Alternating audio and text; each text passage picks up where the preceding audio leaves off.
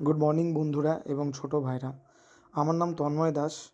আমি বিগত 2011 মার্চ মাস থেকে এই মেডিকেল রিপ্রেজেন্টেটিভ প্রফেশনে রয়েছি। আজকের এই ভিডিওটা তাদের উদ্দেশ্যে যেসব ছোটো ভাইরা আমাকে প্রায় জিজ্ঞাসা করে, দাদা তোমাদের এই কাজ করতে গেলে কী যোগ্যতা লাগে, কাজটা কী, শুধুমাত্র তাদের জন্য। তো বলে রাখি, এই প্রফেশনে যুক্ত হতে গেলে ন্যূনতম যোগ্যতা গ্র্যাজুয়েশন লাগে এবং বাইক থাকা অতি আবশ্যিক। সঙ্গে ইংরাজি জানা থাকলে খুব ভালো, তার কারণ যখন তুমি সায়েন্স নিয়ে কথা বলবে উইদাউট ইংলিশ তুমি পারবে না।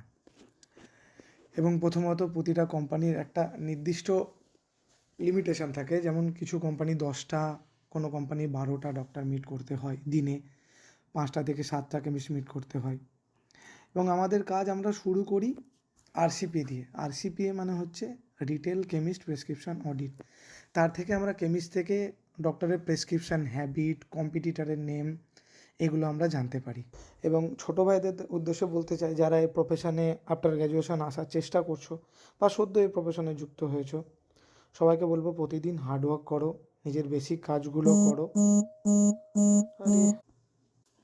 আমি বলতে চাই এই প্রফেশনটা খুবই চ্যালেঞ্জিং।